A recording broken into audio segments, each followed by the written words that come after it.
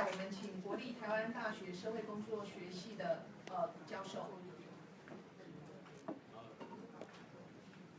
好，主席还有各位同仁哈，今天很高兴有这个机会跟大家分享。我大概只有4张 PPT 了哈，所以我希望能够帮大家减少一些时间。我们先看下一页好了。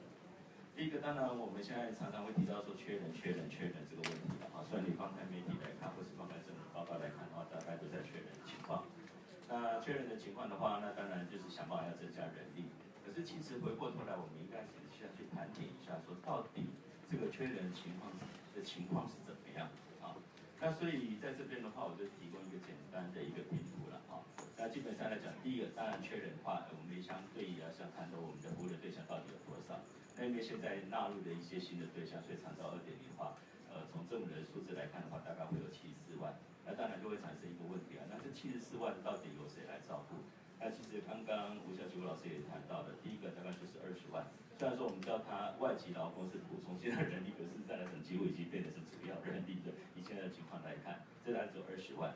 那不过这20万的话，我们可以想象到应该有20万的比较重症的老人，大概需要比较 intensive、比较密集的这样的一个协助。可是不可否认的话，这20万的外籍的劳工的话，是每人每天工作24小时，几乎是全年无休。那其实这个跟国际劳动公约的话是相违背的。所以如果说我们要把他的合理的休假给算进去的话，说不定这20万的终身的老人的话，需要不只是20万的外籍劳工，搞不好需要40万。如果说你要让他去轮班的话 ，OK， 那所以从这个角度来看的话，就会看到说，我们需要照顾的对象，他的失能的这个程度，会影响到说我们到底需要多少的人力，就是我们劳动的那个密度，这个会有相关。那第二个部分来看的话，说 OK 就是照顾服务员，大概是现在大家讨论最多的。那以现在卫部的一个包含那个在医院的给放进去的话，那大概有38000多人。那38000人到底能够照顾多少？假设我们现在以那个目前的机构的照顾方式然后1名照顾服务员是5到8，假设我们算到最顶的好了，算到8位那这38000多人，大家可以照顾大概30万人左右。可是不要忘了，这个还要考虑到他排班的问题。那如果说把未来1例1休再放进去的话，那这个照顾的量起码会腰斩1半以上。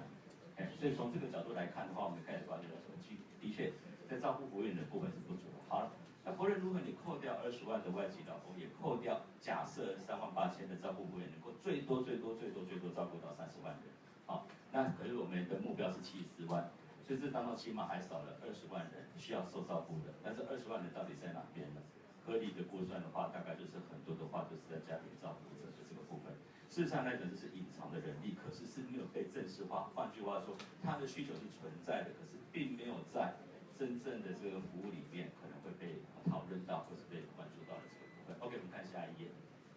好，那在这种情况底下的话，当然就产生一个问题了。那我们合理的照顾人力应该是多少？其实这个就像我们刚刚所说的，当我们说他不足的时候，第一个我们要先去确定的时候，他到底有多少人需要受照顾，以及我们到底要提供什么样的一个照顾类型，这些的话都会影响到说到底我们需要多少人力。所以第一个部分的话就问题了，74万人里面，他的失能的程度跟他的人数，当然就像我们刚刚所说，它会影响到说到底我们要提供多高的劳动密度，那这个多高的劳动密度的话，就会影响到说到底我们应该规划多少的人力。那第二个部分的话，现在走向的社区化。刚刚别忘了，我们在估算那个照顾服务员的话是机构化。机构化某种程度上来讲，它会节省掉一些的时间，比如说他不必去跑到很多的地方，所以交通时间会省掉。所以他就而且照顾人比较集中，所以他就比较能够一个人力照顾比较多的人。可是社区化的结果的话，一个照顾人力的话，恐怕就没有办法达到机构化的那个标准。所以不可否认，我们会面临到社区化的理想跟我们人力短缺的现实之间，这两边可能会产生这种拔河的一个情况。那第三个，当然我们有很高的理想，在长照2.0，就是多元照顾。那多元照顾意思不是只有照顾服务员、社工、护理、OT 等等都要全部要加进去了。好，那这么一来的结果的话，除了照顾服务者，我们又会增加了很多其他人力。而且不可否认，在组织上面大家都知道，我们现在分 A、B、C、3级嘛，当你分的层级越多的时候，层级跟层级之间的行政成本会越高。换句话说，这 A、B、C、3级之间如何去协调，如何去沟通？如果说在没有一个适当的一个资讯系统的协助底下的话，会不会又增加了很多的行政的这些成本？而且行政成本会不会压缩掉照顾服务员他实际上能够提供服务的时间？所以这些的话都是会变成说，到底我们要先确定到底我们提供什么样的服务的时候，它就会影响到说我们的服务的人力到底要怎么样来是比较合理的。那第二个部分当然是大家最关心的跟一例一休有关的。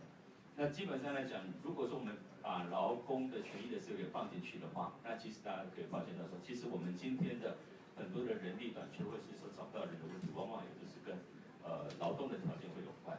那其实如同刚刚前面的先生所提到的，而且我也蛮高兴我们政府的部分的话，也很关注到这个问题。那大家过去所谈的大概就是薪资跟年资，这是两大的关键议题，没有错。不过当然，从照顾服务员的角度，或是从在这个照顾产业的这些劳工的这个角度来看的话，除了年资跟薪资的这个部分之外，当然另外一个部分的话，就包含他的退休的问题，别忘了他未来也会老化，以及在这种过程里面，它的一个社会安全保障的问题，特别是说，如果说他在社区化去提供服务的过程里面，如果说有发生类似职灾的话，这些社会安全保障的问题的话，大概都必须要纳入相关的考虑。而在这段时间以来，我也常常听到一些在人力不足的情况底下，我们就开始拼命想办法，然后好像要想办法找出这种所谓的廉价的替代的劳动力。所以从媒体上我看到有人提出照顾志工，有人提出实习生，有提出要不要用替代役，那其实我会觉得说这个都不是一个制度化的一个做法，而且说实在话的话，就是说如果说你从实习生的角度来看，刚刚吴小姐吴老师也讲了，未来你期待年轻人来照顾老人的话，我跟各位讲的是 mission impossible， 因为从人力来看就不可能了，因为现在的年轻人比老人还要少，而你要他来做这样的照顾的话，即使他愿意投入，事实上来讲那是不太可能的。可是我们过去的规划一直放在，好像把重点放在增加年轻人的不是说这个不重要不做，如果有人愿意加入，有年轻人愿意加入，当然是好事。可是千万不要过度期待，因为我们从人口结构的情况来看的话，我们早就看到，未来可能跟我们照顾服务产业相抢的很多的抢人的产业太多了。包含竹科的高科技产业，各样各式的产业的话，都跟各位抢人。所以从人数来看的话，你要期待年轻人能够来满足我们这种长照的需求。从人数来看的话，基本上是mission impossible。好，那这样的情况之下，短期甚至搞不好在中长期，我们都一定会面临这种照顾人力短缺的问题。那我们就会变成第三个问题。这第三个问题的话，事实上来讲是反而比较少被提到的。如果说人力本来就是有限的，我们没办法一下子把这人力全补足，那么我就要问一个问题：那有限的人力应该优先满足哪些长照需求？这就是一个问题了。可是到目前为止，这个问题我没有被看到，并没有被看到。所以从这个角度来看的话，好像大家都会有一个乐观的假设。乐观的假设是说，我们拼命训练，总有一天我们会够。可是我跟你讲，总有一天我们不管总有一天会够的那一天，搞不好我们永远等不到。那永远等不到的情况下，我就问了：那有些人力到底该怎么办？你要优先摆在哪些的地方？这个反而是可能未来我们真正要去面对的这部分。我们看最后一页。那在这种情况底下的话，我个人的看法就是，第一个跨部门的协力应该就是拉合这是一个关键点。那我个人觉得说，长照2.0，因为目前的这种规划的方向，有将照顾责任往政府，特别是中央政府集中的这样的趋势。那这样的结果的话，那当然就会考验中央政府了。如果说今天我们的资源足够，那有中央政府来做，那有何不可？那可是问题就是，我们现在的中央政府也好，或者是各级地方政府，的确我们会面临到资源相对不够的这样的问题。那如果说从照顾的本质来看的话，它本来就融合了包含公共、非正式、对立跟产业部门。那从这个角度来看的话，是不是应该除了政府部门之外，我们应该鼓励更多的这样的加入？不管是照顾服务业也好，或是老人能力的开发也好，我们刚刚也说过的老人不是全部都需要被照顾的。那在这种过程里面，是不是有类似这样老人能力的开发那特别年轻人也不够嘛，刚才说过了银发市场，特别是新兴科技的运用等等，我想这些需要更多的一个思考跟规划，那或许才能够让我们的整个长照的产业或者这个制度